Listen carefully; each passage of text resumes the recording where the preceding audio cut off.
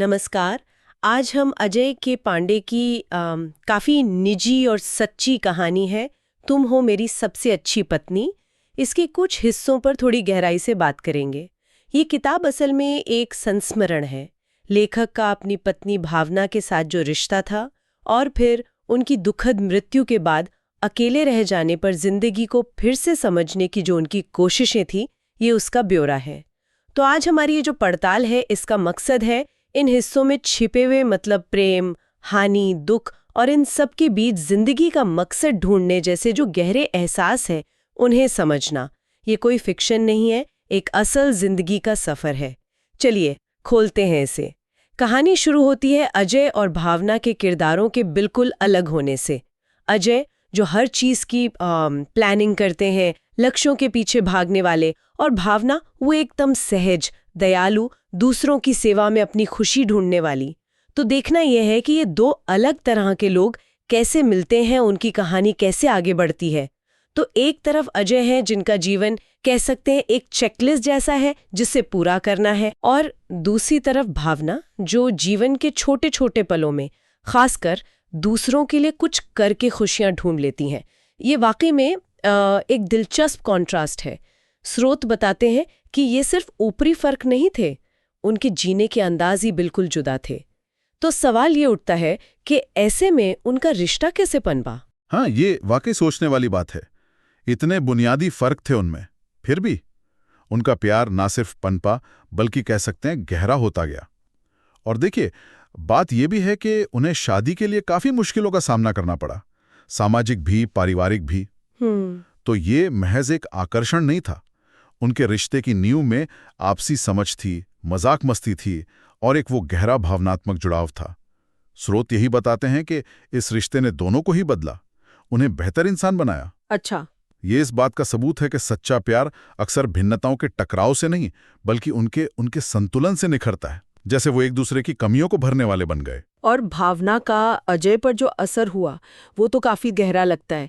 ऐसा नहीं कि अजय पूरी तरह बदल गए, पर हाँ, दुनिया को देखने का उनका नजरिया जरूर बदला। बिल्कुल। स्रोत बताते हैं कि वो निस्वार्थ भाव से जीने में एक अलग तरह की खुशी महसूस करने लगे। ये कुछ ऐसा है जैसे मानो किसी ने अजय की तयशुदा, थोड़ी शायद बेरंग सी दुनिया थी, जहां सब नपा तुला था, वहां भावनाओं और इंसानियत के गहरे रंग भर दिए हों। सही कहा। जहां पहले सिर्फ लक्ष्य थे, वहां अब सेवा और करुणा का महत्व भी उन्हें समझ आने लगा था। क्या स्रोत इस बदलाव की प्रक्रिया के बारे में कुछ और बताते हैं? मतलब क्या ये अजय के लिए आसान था एकदम से? नहीं, बिल्कुल आसान नहीं था।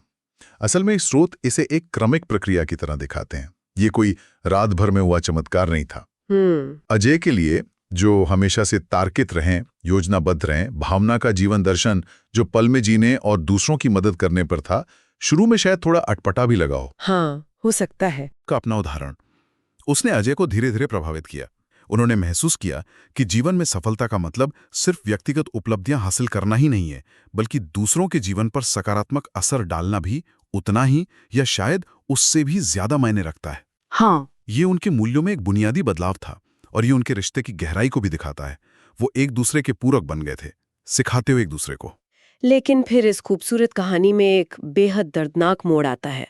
भावना गंभीर रूप से बीमार पड़ जाती हैं और आखिरकार उनका निधन हो जाता है। यह घटना अजय के जीवन में मानो एक तूफान सा ले आती है। जी। स्रोत उस दौर में अजय की जो भावनात्मक उथल-पुथल थी, उसका बहुत स्पष्ट वर्णन करते हैं। उनका गुस्सा, चीजों को स्वीकार न कर पाना और एक ऐसा गहरा दुख जिसका कोई अंत नजर नहीं आता। उनकी दुनिया जो भावना के आने से रोशन हुई थी, वो अचानक अंधेरी और वीरान हो जाती है। बिल्कुल। और इसी गहरे दुख और अकेलेपन के बीच भावना के कहे आखिरी शब्द अजय के जहन में गूंजते रहते हैं, तुम सबसे अच्छे पति हो। स्रोत बताते हैं कि ये शब्द जो आइडेंटिटी के लिए तसल्ली देने वाले होने चाहिए थे, हाँ बिल्कुल, शुरुआत में अजय के लिए असहनीय पीड़ा और गहरे अपराध बोध का कारण बन गए हैं। शायद उन्हें लगा कि वो भावना के लिए पर्याप्त नहीं कर सके या वो उन्हें बचा नहीं पाए। यहाँ ये बात उभर कर आती है कि दुख हमारी समझ को कैसे बदल देता है। प्यार और तारीफ के शब्द भी आत्मसंदेह और कसक का सबब बन सकते हैं। हाँ, यह दुख की बहुत जटिल और अक्सर विरोधाभासी प्रकृति को दिखाता है, जहां भावनाएं सीधी रेखा में नहीं चलती। ये वाकई दिल को छू लेने वाली बात है कि शब्द वही रहते हैं पर सुनने वाले का मन और हालात उनके मायने पूरी तरह बदल देते हैं। अपराध बोध दुख का एक बहुत स्वाभाविक हिस्सा हो सकता है, खासकर जब किसी अपने को खो दिया हो। लेकिन क्या अजय हमेशा इसी अपराध बोध में घिरे रहते हैं? कहानी आगे कैसे बढ़ती है? वो हमेशा इस बोझ तले दबे नहीं रहते। समय के साथ धीरे धीरे अजय उन शब्दों के पीछे छिपे गहरे अर्थ को समझना शुरू करते हैं। स्रोत बताते हैं कि ये एक धीमी और कठिन प्रक्रिया थी। अच्छा। उन्हें एहसास होता है कि भावना के शब्द सिर्फ गुजरे हुए कल की तारीफ नहीं थे, बल्कि आने वाले कल के लिए एक दिशा निर्देश थे, एक तरह की अंतिम इच्छा। अंतिम इच्छा। वो चाहती थीं कि अजय उनके जाने के गम में डूब ना जाएं, बल्कि जीवन को पूरी तरह से जिएं। वो चाहती थीं कि अजय उन अधूरे कामों को पूरा करें जिन्हें भावना पीछे छोड़ गई थी, और सबसे बढ़कर उनकी दया और करुणा की जो विरासत थी उसे जिंदा रखें। ये महज एक विदाई संदेश नहीं था, बल्कि प्यार से सौंपी गई एक जिम्मेदारी थी। तो ये एहसास ही अजय के लिए एक निर्णायक मोड़ साबित होता है। उनका जो वो अथाह दुख था, अब उसे एक दिशा मिल जाती है, एक मिशन बन जाता है। बिल्कुल सही। स्रोत बताते हैं कि उन्होंने अपना जीवन भावना की याद को एक सार्थक तरीके से सम्मानित करने के लिए समर्पित करने का फैसला किया। हाँ। लेकिन ये सिर्फ यादों में खोए रहना नहीं था, बल्कि सक्रिय रूप से भावना के जीवन दर्शन को अपनाना था। दूसरों की मदद करना, करुणा का भाव रखना। हाँ। ये दुख को सहने से आगे बढ़कर उसे एक सकारात्मक रचनात्मक ऊर्जा में बदलने जैसा है। हाँ। क्या स्रोत इस बात का कोई उदाहरण देते हैं कि उन्होंने असल में क्या करना शुरू किया? हाँ बिल्कुल। स्रोत इस बात का जिक्र करते हैं कि अजय ने उन सामाजिक कार्यों और जरूरतमंदों की मदद करने में सक्रिय रूप से भाग लेना शुरू कर दिया जिनमें भावना की गहरी रुचि थी। अच्छा। हाँ, उन्होंने अपने लेखन के जरिए भी भावना की कहानी और उसके मूल्यों को साझा करना शुरू किया। उनका दुख अब सिर्फ एक व्यक्तिगत क्षति नहीं रहा, बल्कि दूसरों को प्रेरित करने और समाज में सकारात्मक बदलाव लाने का एक माध्यम बन गया। ये कहानी व्यक्तिगत स्तर से ऊपर उठकर एक व्यापक सत्य दर्शाती है कि गहरा दुख भी हमें जीवन में एक नया और शायद ज्यादा गहरा उद्देश्य दे सकता है। त्रासदी हमें तोड़ सकती है, लेकिन यह हमें एक नए ज्यादा सहानुभूतिपूर्ण रूप में दोबारा गढ़ भी सकती है। सही बात है। अजय ने अपने दर्द को ईंधन बनाकर भावना की इंसानियत की लौ को जलाए रखने का संकल्प लिया। और इसी सफर में अजय जीवन का एक बहुत बड़ा सबक सीखते हैं। जैसा कि स्रोत बताते हैं कि जीवन की गुणवत्ता उसकी लंबाई से नहीं, बल्कि उसमें भरे प्यार, रिश्तों और उसके अर्थ से तय होती है। बिल्कुल। भावना का जीवन भले ही छोटा रहा, लेकिन उसका प्रभाव अजय और उनके आसपास के लोगों पर बहुत गहरा और स्थायी था। अजय ने न सिर्फ इस सच्चाई को समझा, बल्कि इसे अपने जीवन का आधार बना लिया। जी। संस्मरण का अंत भले ही मार्मिक हो, लेकिन उसमें एक गहरी प्रेरणा छिपी है।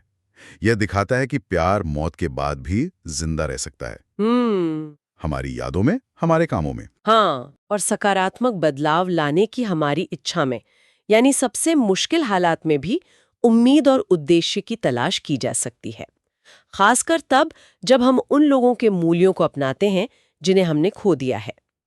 तो अजय के पांडे के संस्मरण के अंशों से जो खास बातें निकलकर सामने आती हैं वो ये हैं।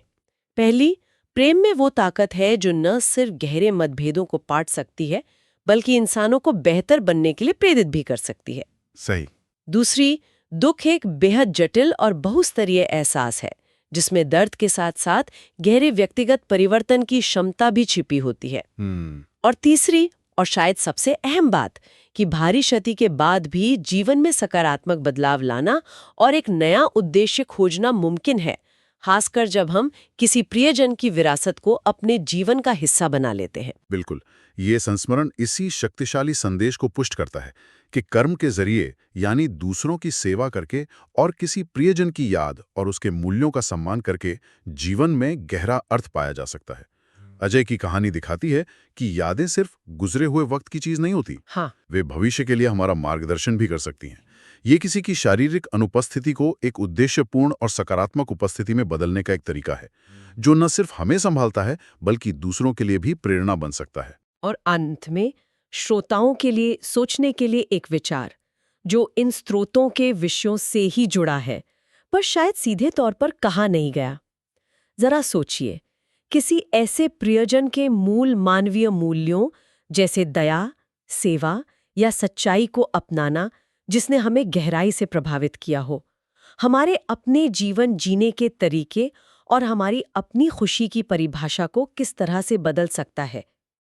क्या किसी और के नेक आदर्शों को जीना, खासकर जब वो प्रेम और करुणा पर आधारित हों, हमारे अपने जीवन के अर्थ को और ज्यादा गहरा और संतोषजनक नहीं बना सकता?